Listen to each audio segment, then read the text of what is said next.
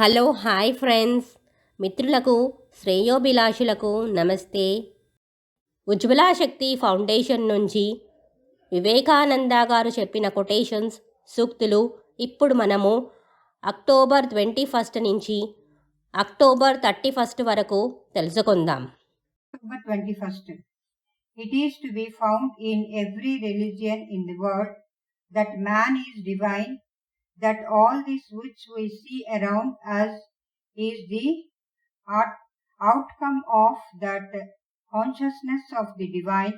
Everything that is strong and good and powerful in human nature is the outcome of that divinity, and thought potential in many. There is no difference between man and man, essentially, and all being alike divine. ప్రపంచంలోని అన్ని మతాల్లోనూ ఒక సూత్రం కనిపిస్తుంది. అది మానవుడు దివ్యుడు. మన చుట్టూ మనము చూసేదంతా ఆ దివ్యత్వపు జ్ఞాన ఫలితమే.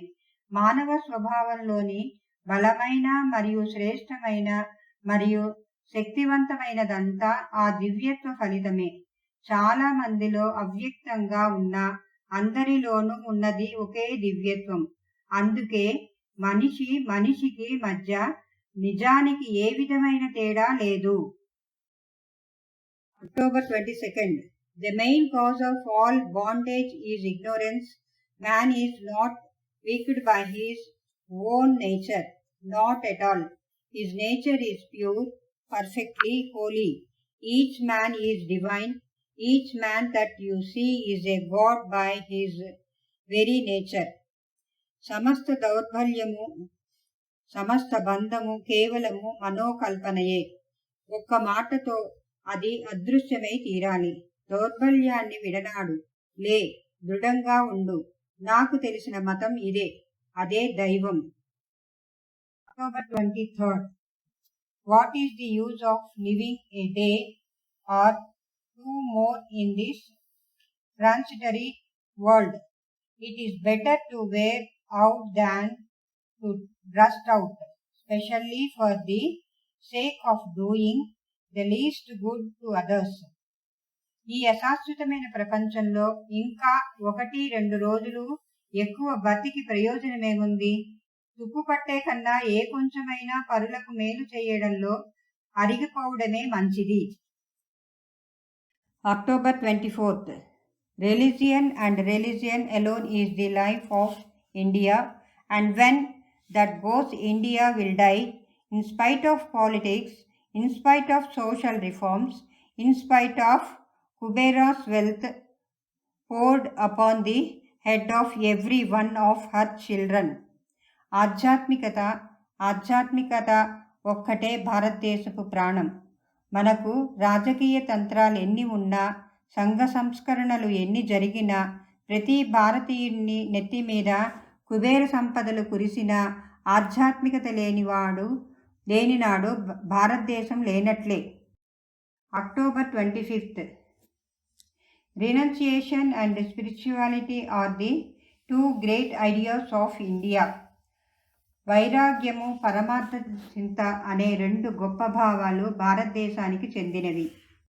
October 26th. It is attachment, identification which makes us miserable. బాహ్య వస్తువులతో మనకు సంగం ఉండటం వల్ల సుఖం కలుగుతోంది. అలాగే దుఃఖాన్ని కలిగించేది కూడా ఈ సంగమే. నిరంతరము ఆనందాన్ని అనుభవించటానికి నిస్సంగులం కావాలి. October 27th. He alone is the really great man whose character is great always, the same wherever he be. జాజ్వల్యమైన నిస్వార్థ ప్రేమ కలవారే లోకానికి అవసరం. ఎవరి వ్యక్తిత్వము ఉన్నతంగా ఉంటుందో, ఎలాంటి పరిస్థితుల్లో ఉన్నా ఒకే రీతిలో ఉంటుందో అతడే నిజమైన మహాత్ముడు. October 28th. He who knows the secret of this world frees his own soul from the bond of ignorance and becomes free. ప్రపంచం నిస్సారమని తెలుసుకున్న వ్యక్తి ప్రకృతి చేతిలో కీలుబొమ్మగా ఉండటానికి ఇష్టపడడు. బంధాలను తెంచుకోవటానికి ప్రయత్నిస్తాడు. తనకు కర్తవ్యం అంటూ ఏమీ లేదు అని గ్రహిస్తాడు. October 29th.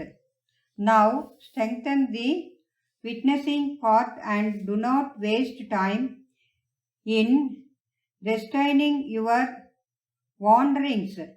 The mind must think, but slowly and gradually. జీవోత్సవంలా పడి ఉండకండి.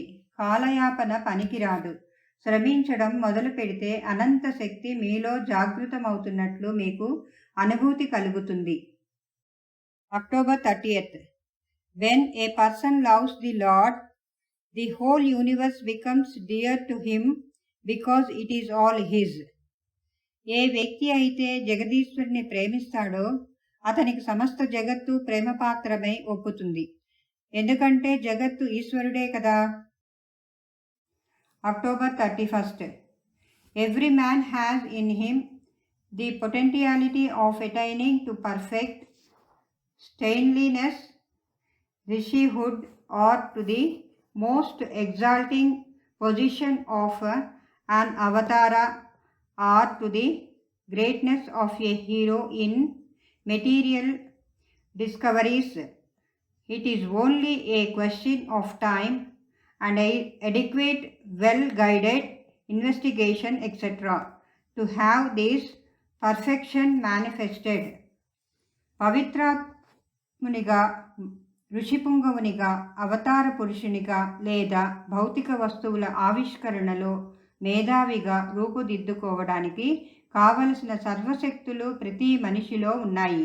కానీ ఆ సర్వశక్తులను కార్యోన్ముఖులుగా వినియోగించటానికి గల సమయస్ఫూర్తి మరియు ముందు చూపుతో కూడిన మార్గదర్శక అన్వేషణ అవసరమై ఉన్నాయి.